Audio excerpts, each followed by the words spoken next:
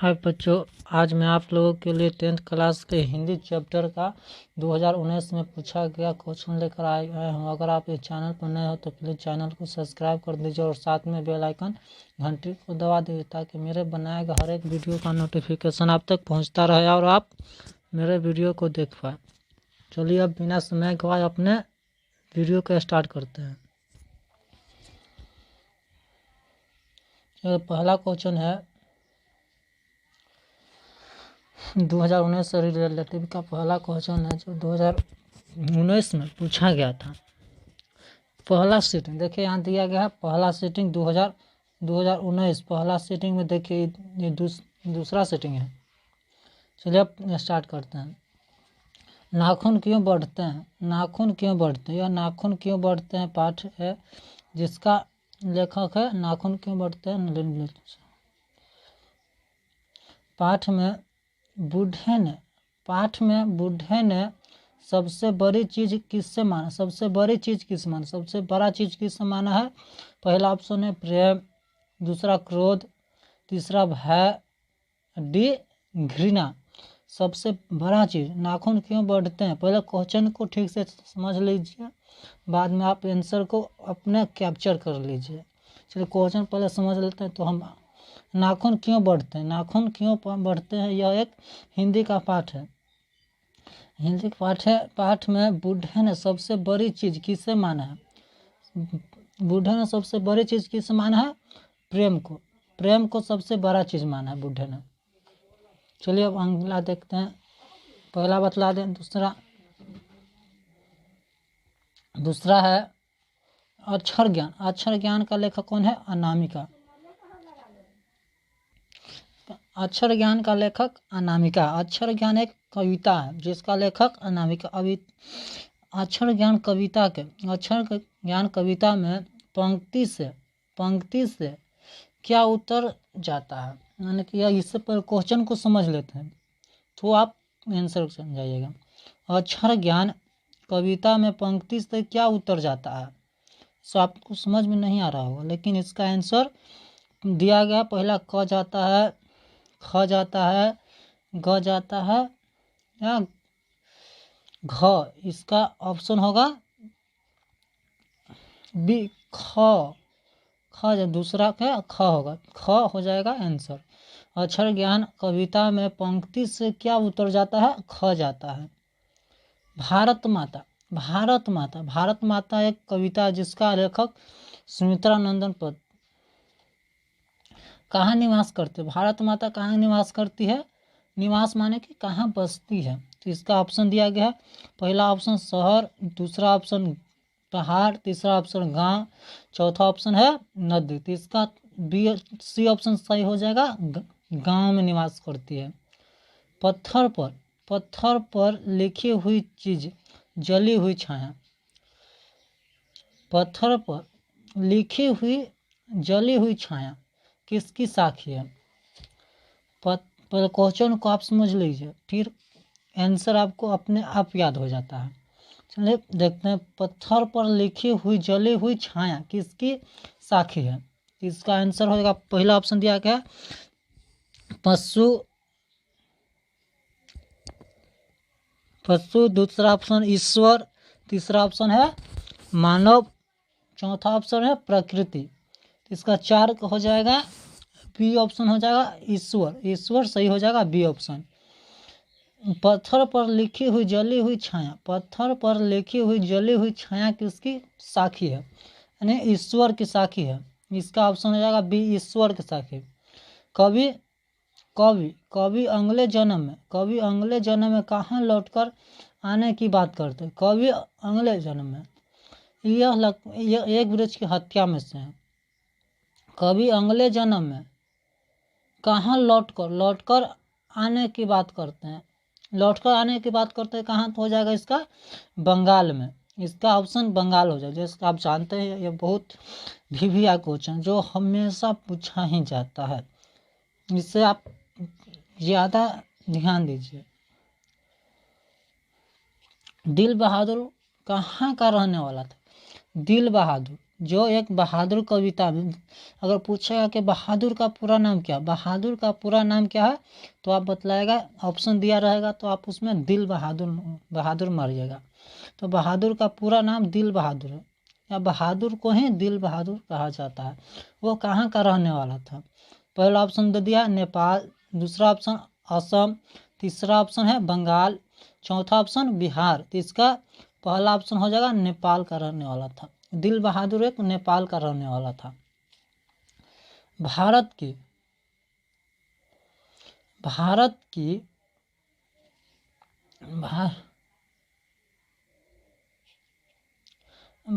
की राष्ट्रीय क्षमता का भारत के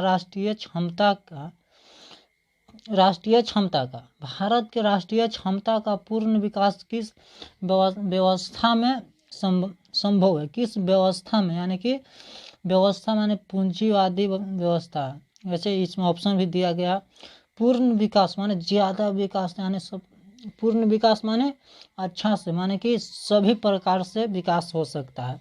किस व्यवस्था में हो जाएगा? इसका ऑप्शन दिया गया पहला समांतवादी व्यवस्था, बी ऑप्शन पूंजीवादी व्यवस्था, सी ऑप्शन समाजवादी व्यवस्था, डी ऑप्शन इनमें से कोई नहीं। यह अर्थशास्त्र में से पूछा जा सकता है कि समाज व्यवस्था कितने प्रकार के होते हैं? 3 प्रकार के बतला दीजिएगा। ये हिंदी में भी दिया गया कि पूर्ण रूप से किस व्यवस्था में भारत विकास कर जाएगा। तो इसका ऑप्शन हो जाएगा कि सी समाजवादी, माने सभी का अधिकार होना, पूरे समाज का अधिकार होता है, उसे समाजवादी व्यवस्था ही कहते हैं। इसी प्रकार भारत की राष्ट्रीय क्षमता का पूर्ण विकास, यानी कि सभी प्रकार से विकास समाजवादी व्यवस्था से संभव है, यानी कि पूरा विश्वास है। चलिए अब 8 क्वेश्चन देखते हैं। 8 क्वेश्चन है प्रदर्शन में कौन सा उपसर्ग है? प्रदर्शन में कौन सा उपसर्ग है? देखिए, उपसर्ग कहते हैं किससे? उपसर्ग जैसे कि आगे जो लग जाता है उसे उपसर्ग कहते हैं, लेकिन उपसर्ग का भी लिमिट होता है। उपसर्ग लगभग 21 से 22 होता है, जिसमें से आप उसे चुनिए जो आप, अगर आप पढ़ लिए हैं तो ठीक से चुन सकते हैं। लेकिन आप कोई कहेगा कि दशानंद में कौन उपसर्ग है, तो इसमें कोई उपसर्ग नहीं। अगर आप कहिएगा कि निम्नलिखित में कौन उपसर्ग है, तो इसमें भी नहीं है। लेकिन प्रदर्शन में उपसर्ग है, जैसे कि है प्रदर्शन, तो आगे प्र लग गया, उपसर्ग कहते हैं किससे? अगर कोई शब्द में आगे आकर उसका भाषा बदल देता है, माने उसका अर्थ चेंज कर देता है। जैसे में यहाँ दर्शन दिया गया, दर्शन माने देखने वाला होता है, लेकिन उसमें प्र आके लग गया तो प्रदर्शन माने स्वयं देखते हैं। तो इसमें प्र एक उपसर्ग है, इसका बी ऑप्शन सही हो जाएगा प्र। निम्नलिखित शब्द माने कि नीचे लिखी गई शब्दों में ऑप्शन में कौन सा शब्द शुद्ध है? यह कौन सा शब्द शुद्ध है? दिया गया पहला, देखिए आप इसको लिखे कैसा लिखा जाता है? प्रदर्शन तो इसमें प्रशंसा आप जानते कैसे लिखा जाता है? यह हिंदी का बहुत अच्छा क्वेश्चन है। प्रदर्शन एक ऐसा लिखा गया प्रशंसा, ये तो पूरा गलत, प्रशंसा आ गया, प्रशंसा, लेकिन ये भी प्रशंसा ही है। प्रशंसा, लेकिन इसमें से कौन लिखा गया सही? आपको यह जवाब देना है कि कौन लिखा गया शब्द शुद्ध है, माने कि पूरी तरह से एकदम राइट लिखा गया। इसमें कोई नहीं फॉल्ट हो सकता है, लेकिन नहीं इसमें हर्षय से होना चाहिए, न दीर्घय से, पूर्ण रूप से शुद्ध एकदम होना चाहिए। तो इसका ऑप्शन हो जाएगा क्या? ऑप्शन सी ऑप्शन हो जाएगा प्रशंसा। देखिए ऐसे लिखा जाता है, आप कहीं भी लिखिएगा तो प्रशंसा इसी प्रकार से लिखिएगा, अन्यथा आपका गलत माना जाएगा। अगर आप यहाँ समझिए, दिन आप ऐसे लिखते दिन, अगर आप दिन ऐसे लिखिएगा तो इसका मतलब दिन जो हम लोग गिनते हैं, दिन है पहला दिन, दूसरा दिन, अगर आप दिन ऐसे लिख देते हैं तो इसका मतलब हो जाता है गरीब। यही शुद्ध और अशुद्ध का मतलब होता है। अब 10वां क्वेश्चन देखते हैं। दशानंद में दशानंद में कौन सा समास होगा? अगर आप समास के बारे में नहीं पढ़े हो तो पिछला वीडियो में हमने पढ़ा दिया है। तो दशानंद, देखिए दशानंद, इसमें दशानंद माने रावण होता है। रावण, इसका हो जाएगा पहला ऑप्शन दे देते हैं तत्पुरुष समास। पहला तत्पुरुष समास, बी बहुव्रीहि समास, डी है अव्ययी भाव समास, और नहीं सॉरी सी है अव्ययी भाव समास, और डी है नैया समास। तो इसका हो जाएगा दशानंद कौन सा समास है? बहुव्रीहि समास। बहुव्रीहि समास है। गणेश का संधि विच्छेद क्या होगा? गणेश का संधि विच्छेद क्या होगा?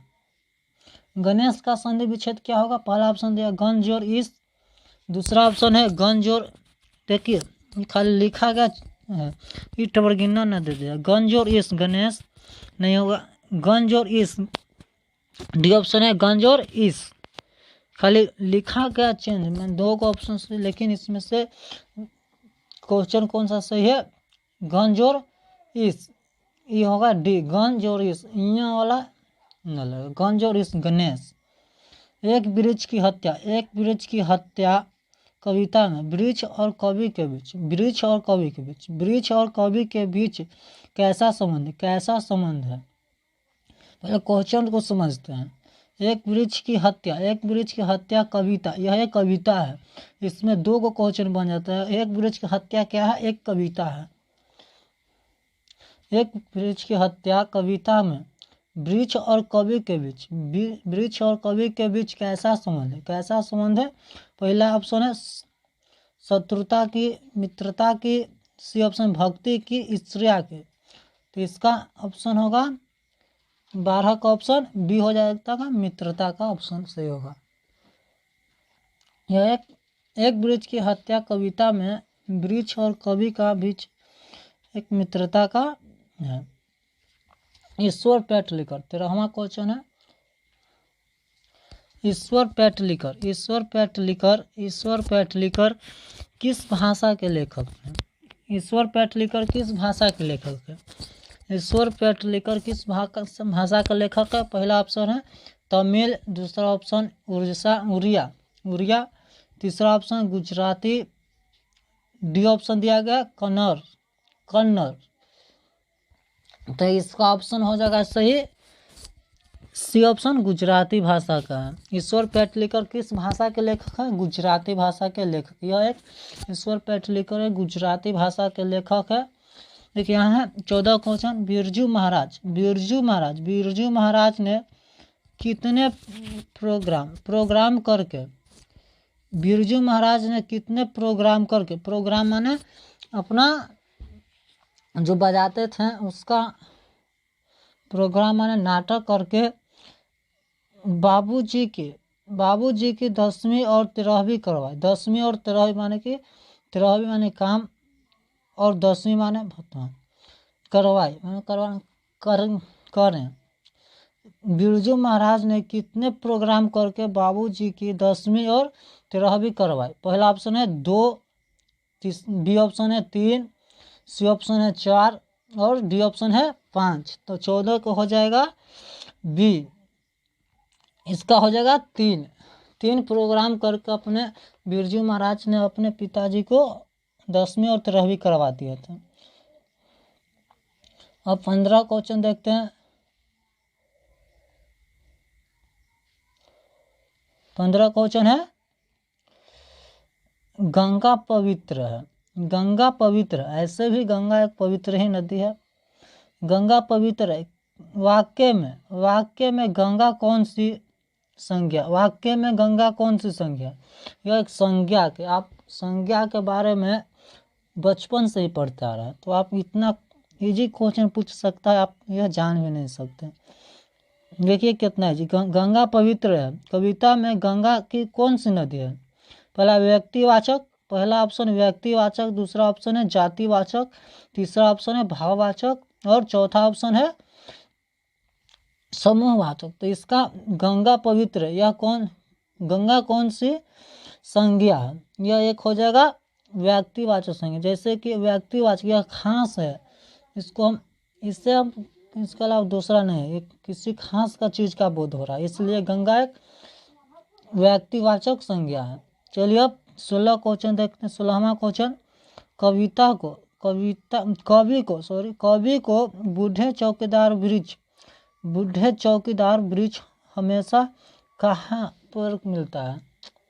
कवि को बूढ़े चौकीदार वृक्ष, या तो वृक्ष कहे या चौकीदार कहे, लेकिन इसमें चौकीदार वृक्ष, बूढ़े चौकीदार वृक्ष यानी कि जो कवि के घर के सामने खड़ा था उससे कहा गया बूढ़े चौकीदार वृक्ष। हमेशा कहाँ मिलता था, इसका हो जाएगा घर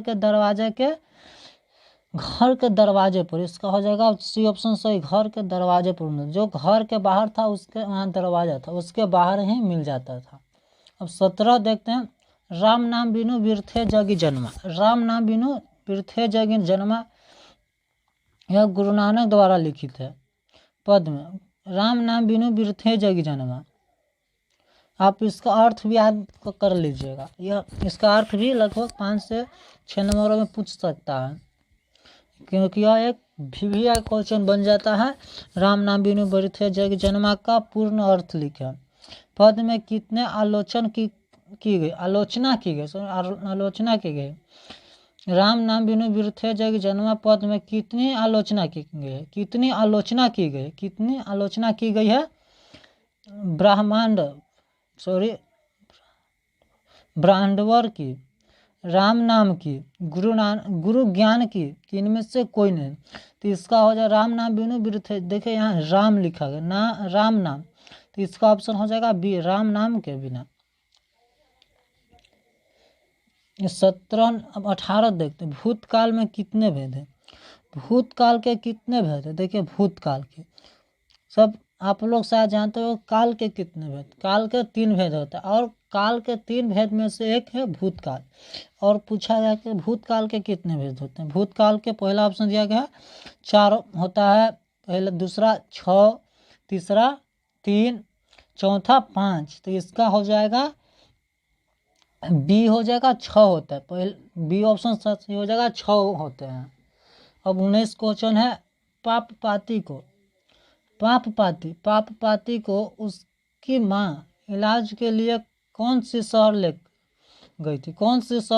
गई थी? देखिए पाप पाती को उसकी माँ इलाज के लिए, इलाज माने कि दवा बीरो करवाने के लिए कौन सी शहर लेकर गई थी? तो इसके ऑप्शन में देखते हैं। पहला ऑप्शन दिया गया है Bengaluru, Hyderabad, C option Chennai, D option Madurai. तो इसका हो जाएगा 19 का कौन सा ऑप्शन होगा? डी हो जाएगा मदुरै लेकर गई थी। पाप पाती की माँ उसके इलाज कराने के लिए, किसकी इलाज कराने के लिए? पाप पाती की इलाज कराने के लिए मदुरै लेकर गए थे। 20वां क्वेश्चन देखते हैं। जिस सर्वनाम का प्रयोगकर्ता बात करने वाले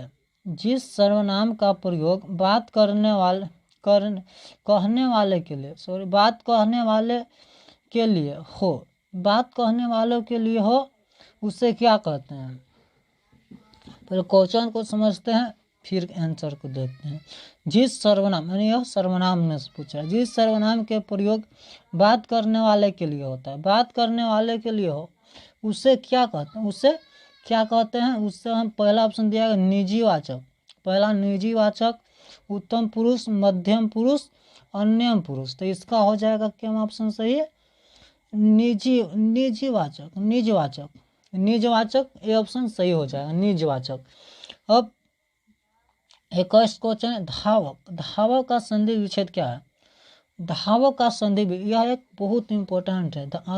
यदि आप संधि पढ़ लेते हैं तो आपको लगभग 5 नंबर का कंप्लीट हो जाता है, इसलिए आप संधि पढ़ लीजिएगा। धावक का संधि विच्छेद क्या हो? धावक का संधि विच्छेद कर रहा है। संधि कहने के लिए कहेगा तो वह जोड़ने के लिए कहेगा, संधि विच्छेद माने कि तोड़ने के लिए। तो धावक तुर कर क्या बन जाता है? पहला ऑप्शन है ध्वज और अक वक। तो पहला ऑप्शन दिया गया ध्वज और वक, ध्वज और वक। दूसरा ऑप्शन ध्वज और अक।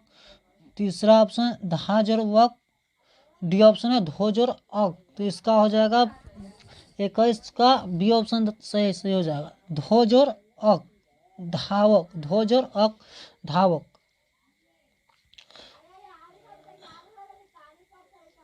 अब 22 क्वेश्चन देखते हैं। 22 क्वेश्चन, दही वाली मगमा, अगर पूछ देगा कि दही वाली मगमा, ये वीवीआई क्वेश्चन, दही वाली मगमा किस भाषा में लिखा गया? कन्नड़ भाषा में, कन्नड़ भाषा में। दही वाली मगमा कन्नड़ भाषा में लिखा गया है। दही वाली मगमा कहानी के लेखक कौन है? दही वाली मगमा कहानी के लेखक कौन है? तो इस पहला ऑप्शन दिया गया Sujata, B option Ishwar Petlikar, C option Srinivas, D option सोवर दैया, सावर दैया। तो इसका हो जाएगा 22 का सही ऑप्शन हो जाएगा कौन? ईश्वर पेटलिकर, ईश्वर पेटलिकर सही ऑप्शन है। तो 22 का सही ऑप्शन है सी, ईश्वर पेटलिकर। किसने हुंकारो, किसके हुंकारों से, किसके हुंकारों से महलों की नींव उखड़ जाती है? किसके हुंकार माने गरजने से महलों का नींव उखड़ जाती है, उखड़ जाती है। तो पहला ऑप्शन दिया गया शासक के, बी ऑप्शन राजा के, सी ऑप्शन विदेश के, डी ऑप्शन है जनता के। जनता के हुंकार से, जनता के हुंकार से महलों की नींव उखड़ जाती है, क्योंकि अब लोकतंत्र है, इसलिए जनता के हुंकार से ही होता है। 24 क्वेश्चन है, न्यायालय में कौन सा समास? न्यायालय में कौन सा समास? यह एक समास का, न्यायालय में कौन सा समास है? पहला ऑप्शन है अव्ययी भाव समास, बी ऑप्शन द्विगु समास, सी ऑप्शन है तत्पुरुष समास, डी ऑप्शन है द्वंद्व समास। तो इसका 24 का क्वेश्चन कौन सा सही होगा? सी तत्पुरुष समास, सी तत्पुरुष समास सही हो जाएगा। न्यायालय में कौन सा समास है? तत्पुरुष समास है। अब चलिए, अगर आप इस चैनल पर नए हो तो प्लीज़ चैनल को सब्सक्राइब कर दीजिएगा और साथ में बेल आइकन घंटी को दबा दीजिएगा, ताकि मेरे द्वारा बनाया गया हर एक वीडियो का नोटिफिकेशन आप तक सबसे पहले पहुंचे और आप मेरे वीडियो को देख पाइए। चलिए अब आगे का प्रोसेस चालू करते हैं। अगर आपको यह वीडियो पसंद आए तो प्लीज़ वीडियो को लाइक कर दीजिएगा। चलिए अब 24 क्वेश्चन देख लिया था, 25 क्वेश्चन देखते हैं। संतु अचानक क्या लेकर भाग गया? संतु अचानक लेकर क्या? संतु अचानक क्या लेकर भाग गया? पहला ऑप्शन है मछली, पहला ऑप्शन मछली, दूसरा ऑप्शन खिलौना, तीसरा ऑप्शन रुमाल, चौथा ऑप्शन घड़ी। इसका 25 का हो जाएगा क्या ऑप्शन? ए ऑप्शन मछली लेकर भाग गया था। मछली, संतु क्या लेकर भाग गया था? मछली लेकर। कहाँ, क्यों भाग गया था लेकर? तो इसका यह भी एक इम्पोर्टेंट क्वेश्चन है, इंदार में डालने के लिए लेकर भाग गया था। चलिए अब 26 क्वेश्चन देखते हैं। निम्नलिखित शब्दों में कौन सा शब्द भाववाचक संज्ञा? निम्नलिखित माने कि नीचे लिखे गए शब्दों में कौन सी शब्द भाववाचक संज्ञा? तो इसका पहला ऑप्शन है भाववाचक, माने आप समझते हो जिसे हम महसूस कर सकते हैं उसे ही भाववाचक संज्ञा कहते हैं। जैसे पहला ऑप्शन है दूध, बी ऑप्शन है सभा, सी ऑप्शन है ताजमहल, डी ऑप्शन है गरीबी होगा जिससे हम महसूस, भाववाचक जिसे गुण या भाव का बोध होता है उसे भाववाचक कहते हैं। गरीबी एक भाववाचक संज्ञा है, इसलिए डी हो जाएगा गरीबी। और 27 क्वेश्चन देखते हैं। घनानंद ने किस मार्ग को अत्यंत शुद्ध और सरल कहा? किस मार्ग को घनानंद ने? प्रेम यानी श्री राधिका, इसका लेखक है घनानंद जी। घनानंद ने किस मार्ग माने रास्ता को अत्यंत सीधा और सरल कहा है। इसका ऑप्शन, पहला ऑप्शन दिया है क्रोध, बी ऑप्शन है प्रेम, सी ऑप्शन है घृणा, डी ऑप्शन है कष्ट। तो इसका हो जाएगा पहला, इसका प्रेम मार्ग, बी ऑप्शन से हो जाएगा प्रेम मार्ग। 28 दक्षिण भारत में द्रविड़ भाषा दक्षिण भारत में द्रविड़ भाषा परिवार की कौन सी भाषा सबसे अधिक प्रचलित है? प्राचीन है, सॉरी प्राचीन लिखा गया। दक्षिण भारत में द्रविड़ भाषा परिवार की कौन सी भाषा सबसे अधिक प्राचीन है, यानी सबसे अधिक पुराना है? तो पहला ऑप्शन दिया गया Tamil, B option Telugu, C option Marathi, D option Kannada की भाषा। तो इसका 28 का ऑप्शन कौन सा हो जाएगा? ये तमिल हो जाएगा। तमिल यानी तमिलनाडु देने के तमिल हो जाएगा। मगमा क्या बेचती थी? मगमा क्या बेचती थी? ये तो इजी क्वेश्चन, क्योंकि वो दही बेचा करती थी। इसका बी ऑप्शन सही हो जाएगा, दही। अब 30 क्वेश्चन देखते हैं। इसमें पूरे 60 क्वेश्चन दिया गया है। 60 में से 50 बनाने के लिए रहता है, यह आप ध्यान दीजिए। नहीं तो आप अगर 60 में 60 रंग देते हैं तो आपका मार्क्स कट जाएगा। चलिए अब 30 क्वेश्चन देख। 30वां क्वेश्चन, होनहार में कौन सा प्रत्यय है? प्रत्यय जिसको आगे देखते हैं उसे उपसर्ग कहते हैं, और जिसे बाद में लगता है उसे प्रत्यय कहते हैं।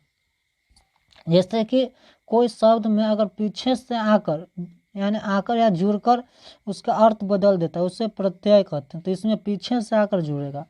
जैसे पहला ऑप्शन देते हैं आर, दूसरा ऑप्शन है और, तीसरा ऑप्शन है हार, और चौथा ऑप्शन है हर। तो इसका कहते हैं कि प्रत्यय में पीछे से आकर जुड़ता है। तो इसमें होन हार, तो इसका हो जाएगा 30 का सी ऑप्शन सही हो जाएगा, हार हो जाएगा, होनहार। बिरजू महाराज